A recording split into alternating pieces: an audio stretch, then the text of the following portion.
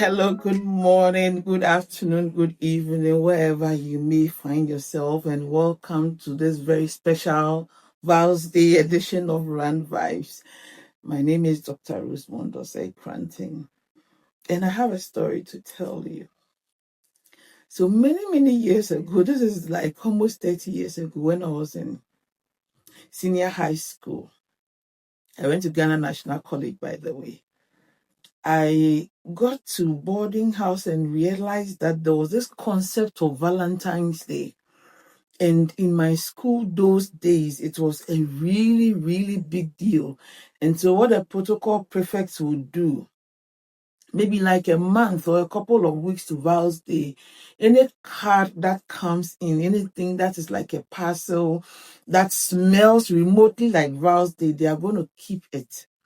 And then on the dawn, the 13th of February into 14th February at midnight, that is when they would go around and distribute Vows Day cards and parcels that had come in. And every girl in my school was anticipating what they were going to get. And it was more or less like some kind of competition. We want to see who gets what. And here I was, up until this time, Vows Day had never been within my orbit of concern. Just say, about if I'm hoping. But at that time, I was not old enough to be able to just shrug it off and decide that I don't care, it doesn't matter. And so I started to think about it, and I started to worry. So Vows Day will come and everybody will know that I'm gnashing, like nobody gives a hoot about me. And I was really worried. And so on the 13th of February that year, 1997, before I went to bed, I covered all of my body with a cloth and I slept very early because me person meti bibi number sheshe makuma. Say Rosie, we are shall be any hover send over our card. And then around midnight, I heard somebody tapping my foot. And then I woke up. And the person handed me a card, a big card in a red envelope. And it was a pleasant surprise. And I was asking, who could this be? And I opened the card with so much anticipation. And guess what? It was a Valentine's Day card from my dad. And I heaved a sigh of relief. And this memory of my childhood is one of the fondest memories I have of my dad. One of the fondest, one of the most amazing things anybody ever did for me as a child was for my dad to send me a Vows Day card. Years have passed, I have grown, I have experienced a whole lot. And there was a time in my life when I felt there was no love in it. And it kind of depressed me, it kind of weighed me down. And I was looking for love from outside of myself. But then one fine day, I had this paradigm shift. Okay, I come to this realization that whatever love I was looking for from outside laid within me, myself. And then I began the personal galamsey. You know what I'm saying? Of digging for that love that laid inside of Rosie's heart. And every day I dug a little bit of that love that was sitting inside of me. And I realized that it felt good to be the one loving me. And I also realized that this pit of love that laid inside of me was big enough to share. And so I started to share bits and pieces of it for my husband, my children, the people around me, my family members.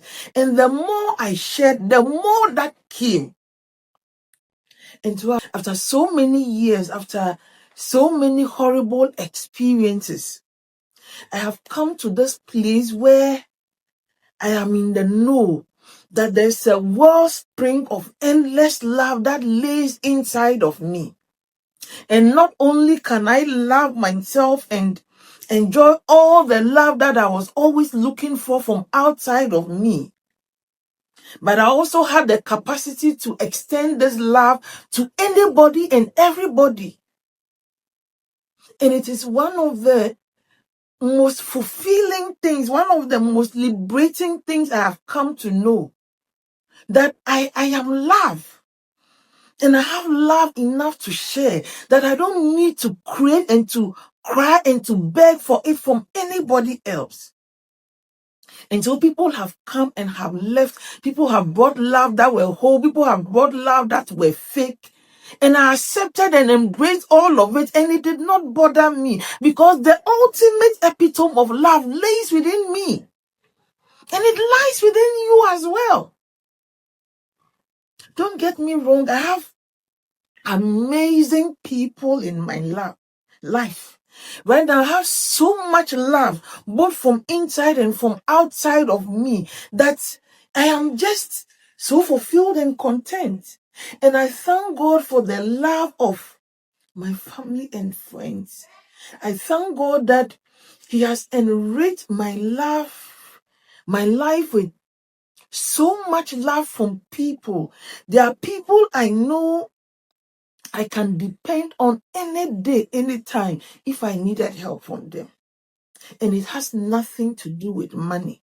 In the same way, I've made myself available to people who can count on me any day, anytime, because I love them. But guess what? This kind of love that I'm talking about, that's ultimately, it is God that can bring you to this place. This ultimate expression of selfless love is not just available to me. It is something that is available to every single one of us. You just need to reach out your hand and grab it, because there's a wellspring of endless love that lays inside of yourself.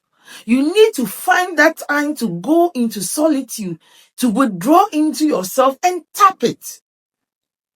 And the moment you are able to harvest it from inside of you and you start to share it, the law of reciprocity steps in. And as you give, you receive. As you give, you receive. You would give money, but you not get money back. You get loyalty. You get good health. You get goodwill. You get people praying for you. You give and you receive. The more you give, the more you receive. And watch your life graduate to the next level.